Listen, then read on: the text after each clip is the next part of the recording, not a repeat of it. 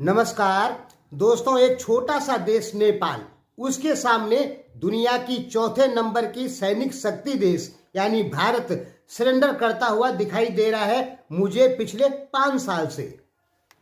दोस्तों, नेपाल एक बहुत छोटा देश है। हाँ, इसमें नेपाली लोग बुरा मानते हैं और कहते हैं कि हमें छोटा देश मत बोलो, लेकिन क्या बोले, छोटा देश तो है ही है, तो वो तो बोलना ही पड़ेगा। तो दुनिया का एक छोटा सा देश नेपाल, उसके सामने दुनिया की चौथे नंबर की सैनिक ताकत जो कि भारत है, वहां सरेंडर करता हुआ मुझे कई बार नजर आया। भारत के राजनाथ सिंह चीन के बॉर्डर पे जाके चीन को बंदूक तानते हुए साफ संदेश देते हुए नजर आते हैं। पाकिस्तान पर बार बार सर्जिकल स्ट्राइक सीमा पर होती रहती है, करती रहती है भारतीय सेना। लेकिन जब नेपाल का नाम आता है तो इस भारतीय सेना को या भारतीय सरकार को सांप सूंघ जाता है, ये सरेंडर कर देती है, आत्मसमर्पण कर देती है। अब जैसे नेपाल ने कल क्या किया कि दारचूला में पथराव किया, भारत के तटबंधों का निर्माण हो रहा था वहां पर, ठीक है।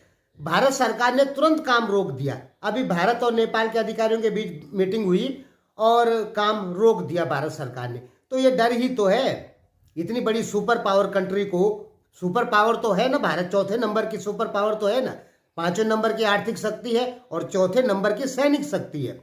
भारत की सेना सबसे विशाल है दुनिया में। चीन की 22 लाख एक्टिव आर्मी है तो भारत की लगभग 14 लाख एक्टिव आर्मी है।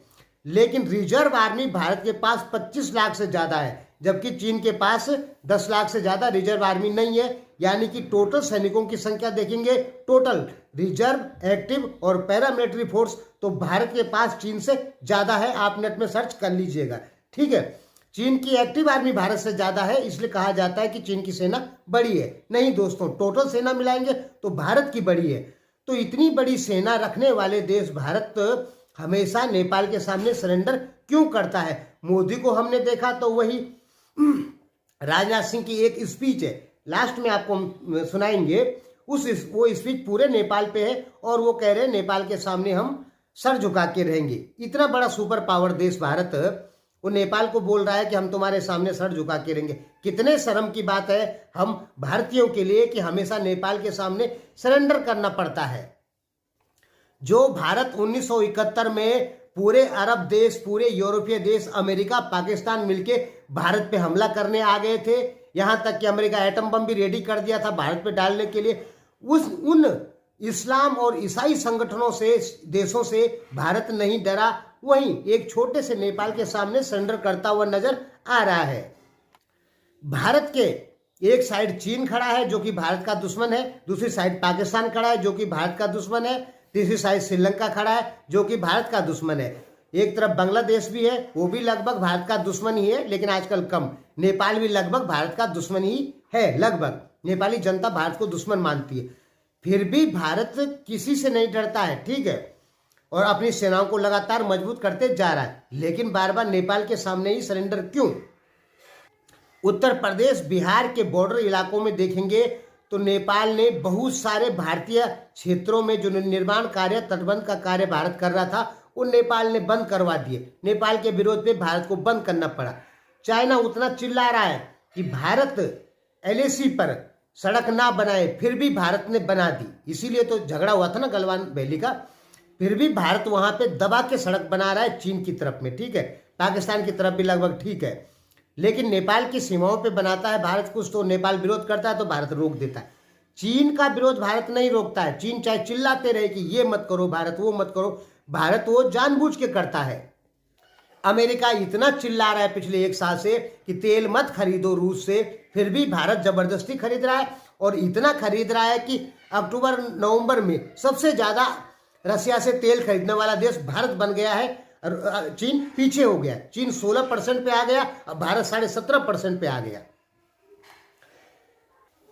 आप नेट में सर्च कर लीजिएगा। अमेरिका कह रहा है कि भारत रूस से तेल मत खरीदो, भारत अमेरिका से नहीं डरता, जबरदस्ती खरीद रहा है, खूब खरीद रहा है, ठीक है, ताकि रूस की अर्थव्यवस्था मजबूत हो अमेरिका के खिलाफ। इधर चीन कह रहा है कि भारत ये काम मत करो, भारत वो जबरदस्ती करता है। लेकिन जब नेपाल कहता है तो वो काम वो भारत रोक देता है। यानी डर लग रहा है क्या भारत को, वो भी नेपाल से? नेपाल की बात मान के भारत को कोई फायदा नहीं। चीन की बात मानेगा भारत तो फायदा होगा व्यापार में, ठीक है, अच्छे संबंध बनेंगे भारत और चीन के। चीन की बात भारत बिल्कुल नहीं मानेगा, अमेरिका की बात मानेगा भारत, तो भारत को फायदे होंगे, ठीक है। लेकिन भारत अमेरिका की भी बात नहीं मानता है, नेपाल की बात मानता है। नेपाल ने कहा वो तटबंध मत बनाओ, वहाँ पे रोड मत बनाओ, तो भारत के जगह जगह काम रोक दिया। मैंने कहा ना कि उत्तर प्रदेश बिहार में आप देखेंगे तो जगह जगह नेपाल सरकार ने भारतीय का काम रुकवा रखा है। क्यों रुकवा रखा है, कौन से कारण है, समझ में नहीं आता है। क्या इतना डर है क्या नेपाल से? हिंदूवादी सरकार आई, झुकी हुई है। नेपाल उतना गाली देता है मोदी को, हिंदूवादी सरकार को, फिर भी ये हिंदूवादी सरकार नेपाल के चमचे बनी हुई है, यानी कि नेपाल के कहने पे काम करती है। मैं तो बड़ा हैरान हूं कि तटबंधों का निर्माण हो रहा था, नेपाल विरोध करता है तो भारत तुरंत काम रुकवा देता है। देख रहे हैं, वहीं चीन बोलता है ये काम मत करो तो भारत कभी नहीं करता। नहीं, भारत करता ही, जबरदस्ती करता फिर भारत उस काम को। लेकिन नेपाल ने बोल दिया मत करो तो भारत ने काम रोक दिया। ठीक है, चलिए छोड़िए जो भी है। अब सुनते हैं आगे राजनाथ सिंह जी क्या कह रहे हैं नेपाल पर। चलिए सुनते हैं। चाहे जो कुछ भी हो जाए, हमको शीश झुकाकर क्यों न रहना पड़े, लेकिन अपने पड़ोसी नेपाल के साथ अपने रिश्ते को हम कभी टूटने नहीं देंगे। अपने रिश्ते अपने नेपाल के साथ हम कभी बिगड़ने